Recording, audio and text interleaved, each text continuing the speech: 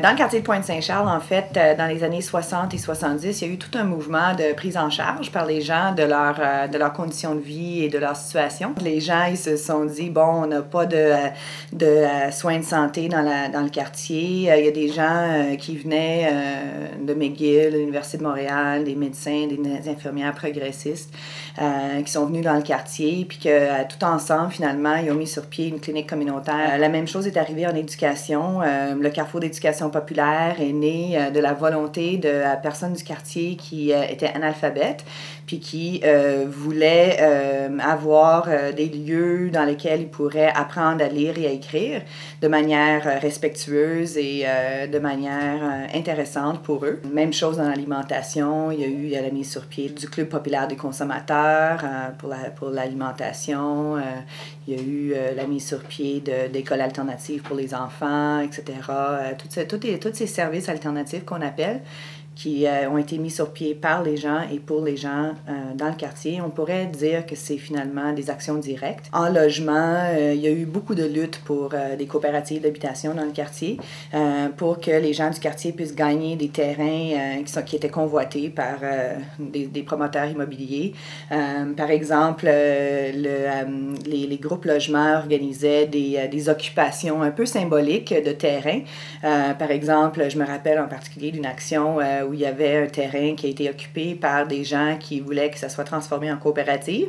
Ils ont installé une maison sur le terrain. Donc, il y avait un frigo, un poêle, des sofas. Ils se sont vraiment installés sur le terrain pour y vivre, pour essentiellement démontrer qu'il y avait besoin de ce territoire-là pour construire de l'habitation pour les gens du quartier. Et d'autres actions aussi directes qu'on connaît dans le quartier qui ont vraiment eu beaucoup d'impact sont les luttes autour de l'aide sociale. Dans la fin des années 60, donc 69, 70, 71, 72, c'est vraiment la période d'effervescence autour des enjeux d'aide sociale.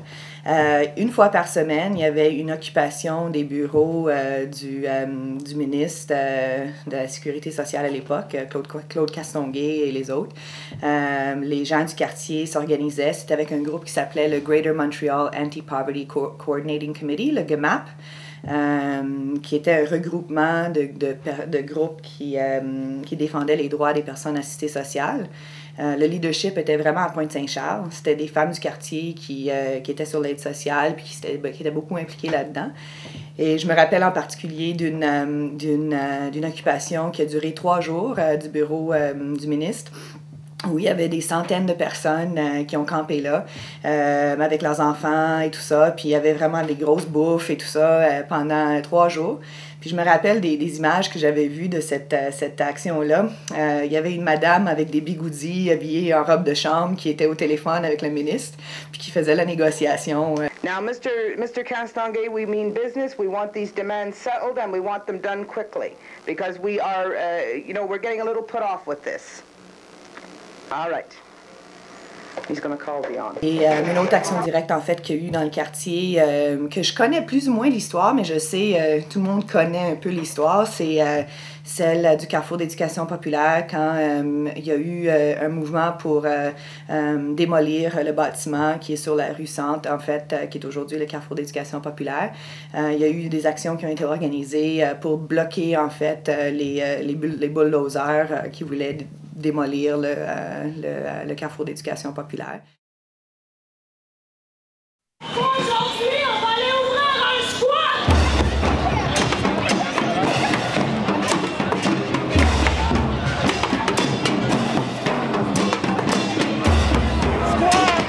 Squattons contre la gentrification! Pour vous mettre un peu en contexte, aux alentours de août 2001, le Comité des sans-emploi Montréal-Centre, un groupe d'action politique qui, à l'époque, existait depuis près de 10 ans, a décidé de faire un squat. C'était en plein milieu de la première crise de logement que le Grand Montréal a connue, avec des taux d'occupation qui étaient de moins de 1%.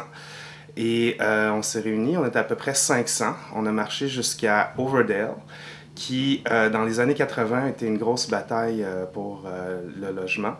Donc, on s'est dirigé vers ce logement-là, qui n'avait pas d'eau, qui n'avait pas d'électricité.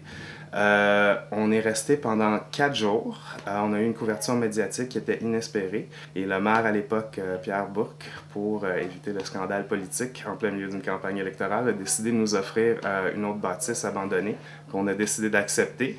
Et par la suite, on s'est fait évincer plus ou moins 1 mois plus tard par les pompiers pour des questions de code du bâtiment.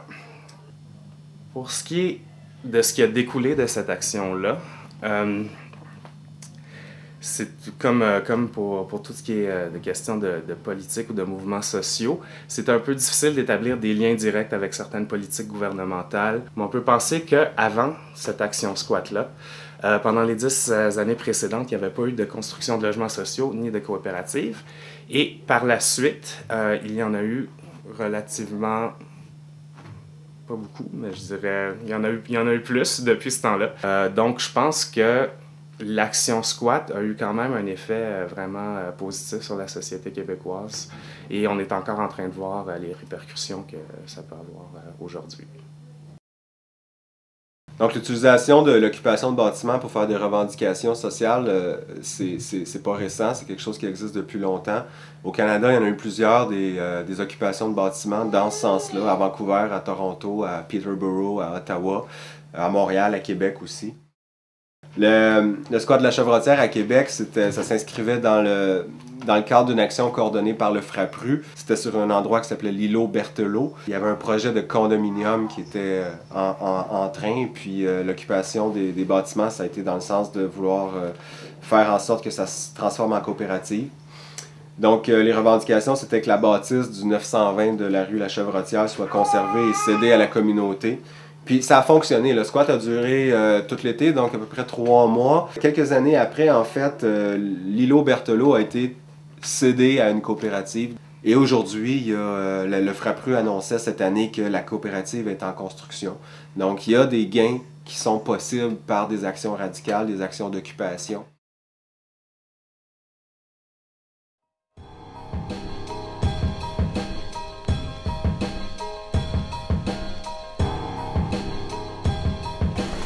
On a comme vu qu'il n'y avait pas de crise du logement, on dirait, dans les médias. On dirait que le fait que les centres d'hébergement étaient climatisés, le fait que l'armée de la Croix-Rouge a pris ça en charge, c'est comme si tout allait bien, puis que le fait que les conditions étaient meilleures, ça faisait qu'il y avait moins de gens qui avaient des problèmes de logement, qu'il n'y avait pas de crise du logement, qu'il n'y avait pas de problème, dans le fond, économique et politique au Québec.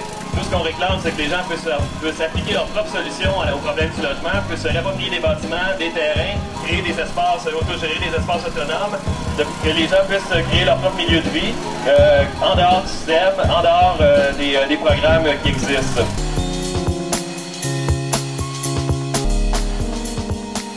C'est sûr que pour nous, on a 3 revendications. C'est un logement décent pour tout le monde, l'arrêt de la criminalisation de la pauvreté et des sans-abri, puis le droit de squatter des bâtiments vides.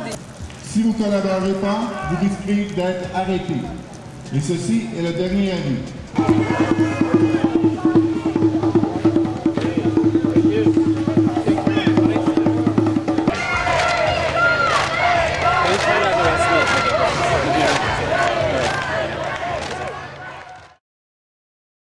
Donc le centre social autogéré, ça s'inscrit dans la même logique que les autres occupations qu'il y a eu au Canada et ailleurs dans le monde. Nos objectifs, notre ligne de pensée, c'est vraiment de se réapproprier un bâtiment abandonné dans un quartier populaire afin de créer un centre social, un centre communautaire pour les gens du coin.